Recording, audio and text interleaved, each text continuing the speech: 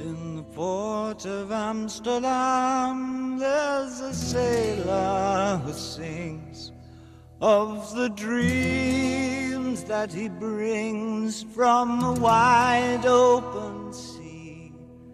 In the port of Amsterdam, there's a sailor who sleeps. Si, Myriam doit savoir qui chante là, bien sûr. Je sais pas, Dylan. Ah, vous n'êtes pas loin, là, il y a quelque chose comme ça. Non, c'est David Bowie. C'est David Bowie. On s'intéresse au 125e anniversaire de la disparition de Vincent van Gogh. Oui. Ce garçon était né aux Pays-Bas. Oui. Donc ça revenait à ce pays-là d'organiser une exposition. Alors, il n'en avait jamais fait une comme ça, aussi complète? Si, en fait, c'est-à-dire que le 125e anniversaire de la mort de Vincent van Gogh, c'est un événement en Europe. Il y a plusieurs événements organisés en Belgique, à Mons par exemple, dans la capitale européenne de la culture. Mais là, on va dans la résidence secondaire de Vincent van Gogh. C'est la deuxième plus grande collection privée au monde, l'endroit où nous sommes allés. Alors, nous ne sommes pas allés à Amsterdam, nous sommes allés à Otterlo. Otterlo, c'est un petit village... Otterlo. C'est un petit village absolument adorable qui se trouve à 80 km d'Amsterdam, justement au sud-est d'Amsterdam. C'est vraiment mignon et adorable, on se croirait. C'est là qu'il n'a pas les petites baraques attendez, c'était des petites baraques pour des champs particuliers, c'est ça, voilà, des petits jardins. La région, effectivement, exactement. La région ressemble un petit peu aux peintures de Vincent van Gogh. C'était les premières qu'il avait faites. Quand on les voit aujourd'hui, on ne sait pas que c'est lui. Voilà, les toutes premières, c'est plutôt au Borinage, en Belgique, du côté de Mons. Et puis après, voilà, et au fur et à mesure, il descendait vers le sud jusqu'à arriver au sud de la France et mettre beaucoup de couleurs dans ses peintures. Alors nous sommes dans un parc naturel qui fait 5000 m². Et là, au milieu de ce parc, il y a un musée qui s'appelle le musée Kröller-Müller. C'est tout simplement le nom d'un couple, monsieur et madame Kröller-Müller.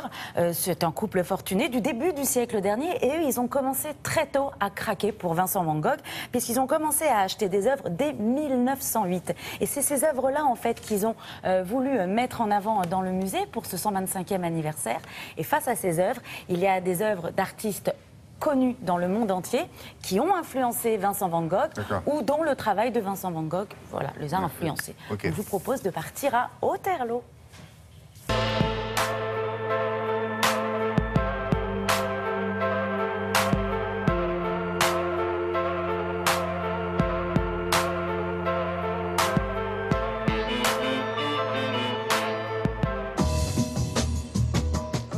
Van Gogh a souvent été perçu comme solitaire, mais ce n'était pas du tout le cas, au contraire. Ses nombreuses lettres témoignent de ses rencontres, de ses sorties au musée. Il était très ouvert sur le monde, c'était un homme de son temps. Les paysages étaient très présents dans son travail. Lui-même se promenait souvent en forêt. Il était passionné par la nature. L'œuvre Souvenir de Mauve montre un arbre en pleine floraison. Dans une lettre adressée à son frère Théo, il lui dit « S'il te plaît, envoie-moi de la peinture. Je ne dois pas manquer cette nature en pleine floraison. Cette période rend les gens si gentils et heureux. »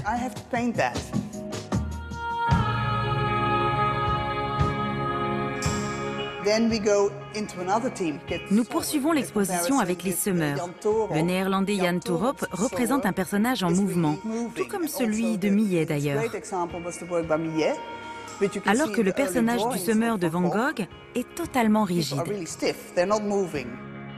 Dans les années 20, le peintre Bart van der Leck s'inspire directement du semeur de Van Gogh, avec un point de vue plus figuratif et abstrait.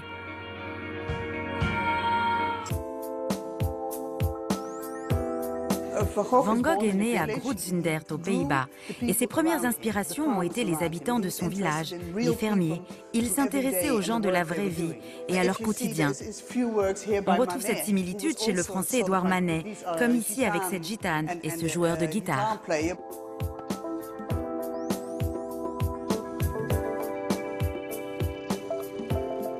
Une des premières œuvres de Van Gogh est cette nature morte avec ce chapeau de paille. C'est grâce à ces objets du quotidien qu'il apprend à aimer la peinture. Lors de son séjour à Paris, il peaufine sa technique des couleurs. Les bouquets de fleurs étaient un bon support. Cela lui permettait de travailler à la fois les contrastes et la lumière.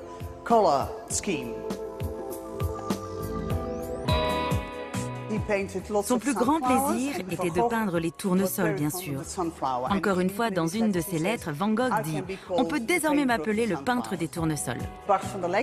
De son côté, Bart van der Leck rend hommage à Van Gogh, d'un côté avec ce dessin au fusain, et de l'autre avec cette œuvre abstraite aux couleurs éclatantes.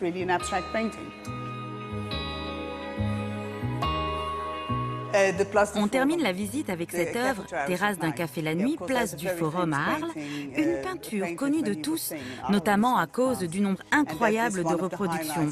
Mais si vous souhaitez le voir et l'admirer, vous devez venir nous rendre visite, car c'est ici que se trouve l'original.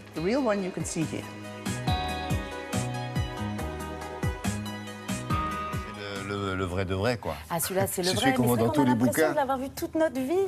C'est ça. Et en fait, il est là-bas. C'est le bistrot à Arles. Et c'est absolument adorable. C'est jusqu'au 27 septembre. Vraiment, c'est une très, très belle région là-bas. Les gens sont très sympas. Merci. Merci beaucoup. À tout à l'heure. On parlera